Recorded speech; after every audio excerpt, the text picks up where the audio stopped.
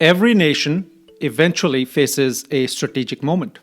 We have faced many such in the United States. The world changes constantly, but the institutions designed to manage that world remain relatively the same.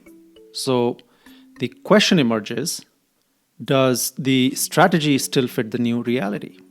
To answer that big question, today I'm looking at two documents separated by nearly 40 years. The 1987 National Security Strategy document under Ronald Reagan and the 2025 National Security Strategy under Donald Trump. At first glance, they appear very different.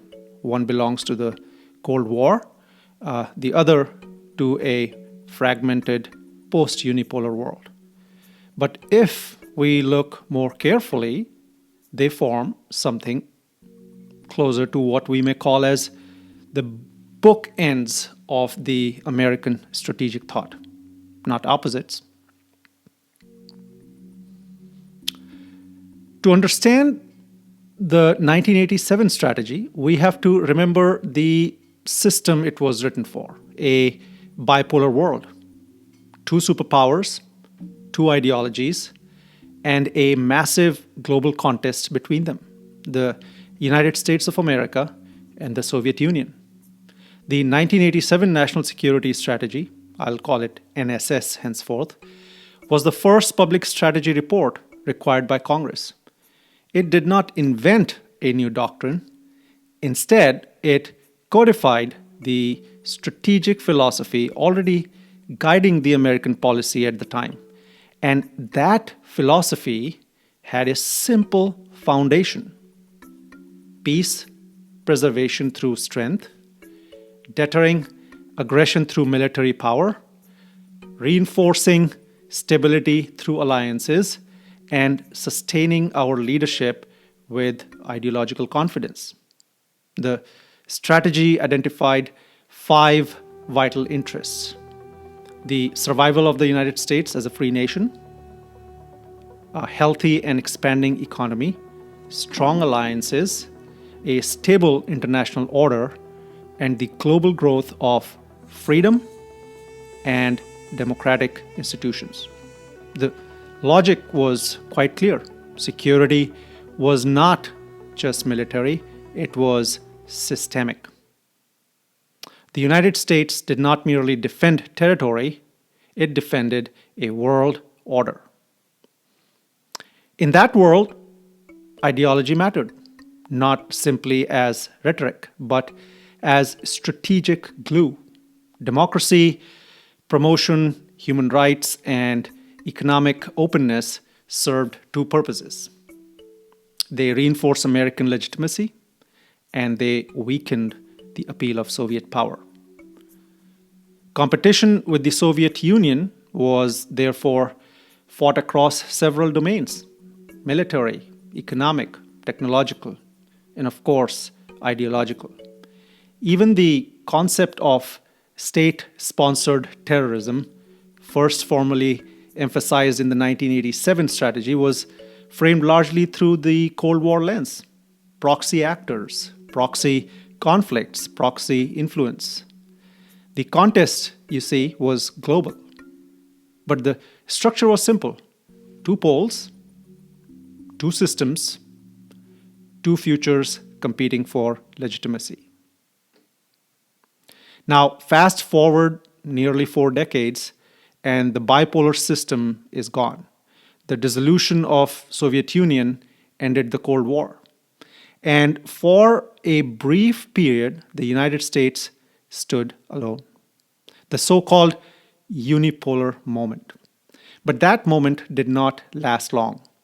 Power redistributed. Globalization reshaped economies. New competitors emerged. And domestic politics inside the United States began to shift as well.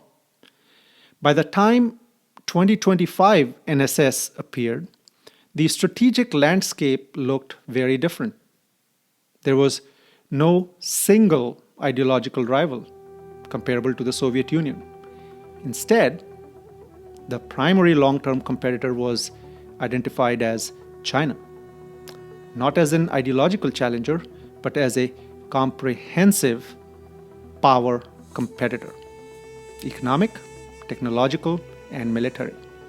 The strategic question was no longer how to defeat a rival ideology, it was how to manage a great power competition in a multipolar world.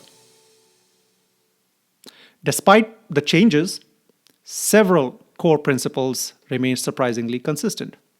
First, peace through strength. The Reagan strategy emphasized military superiority to deter the Soviet aggression.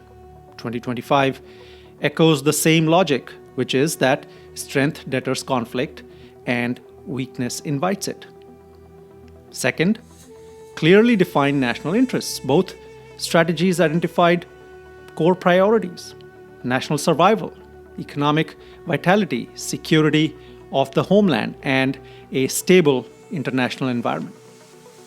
The language changed, but the underlying logic remains. Nations must decide what matters most. Because a strategy that tries to defend everything ultimately defends nothing. Now, the third thing that remains the same is the preeminence of the American leadership. Both strategies assume that the international system functions best when the United States plays a central role. But the nature of that leadership evolves. The most profound shift is not military, it's philosophical. The 1987 strategy treated American leadership as a universal project, promoting democracy, expanding free markets, encouraging reform. The assumption was clear: as freedom expanded, global stability would deepen. The 2025 strategy approaches the world differently. It places far greater emphasis on national advantage and strategic restraint. Economic security becomes central. Industrial capacity, supply chains, technological leadership, to be specific. The logic is summarized in a simple idea: economic security is national security. At the same time, alliances are viewed through a more transactional lens. Partners remain valuable, but burden sharing becomes explicit. Europe is now expected to assume greater responsibility for its own defense.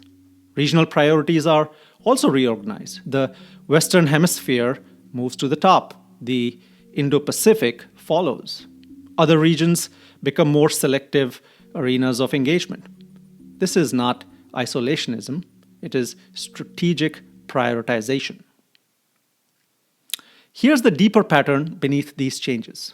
During the Cold War, American strategy aimed to shape the global system. In the emerging world, the priority shifts towards managing power within the system. During the Cold War, we pursued transformation. Now we seek balance. That is a different structure of the international order. When the United States confronted the Soviet Union, the strategic objective was clear: win the ideological contest and ensure the survival of liberal order. But in a world with multiple power centers, a multipolar world, the objective becomes more complicated. Avoid overextension, maintain technological leadership, preserve economic strength, and most important, prevent hostile concentrations of power. This is less about ideological victory and more about long-term strategic equilibrium. It raises a broader issue. What role should the United States play in the 21st century? Architect of the global system or a stabilizer within it? The answer may not be one or the other, but the shift from 1987 to now shows something important. American strategy is no longer operating inside the Cold War framework. Grand strategy evolves slowly, often more slowly than the world itself. Documents change, leaders change, But the deeper questions remain constant. How does a nation preserve power, legitimacy, and stability in a changing system?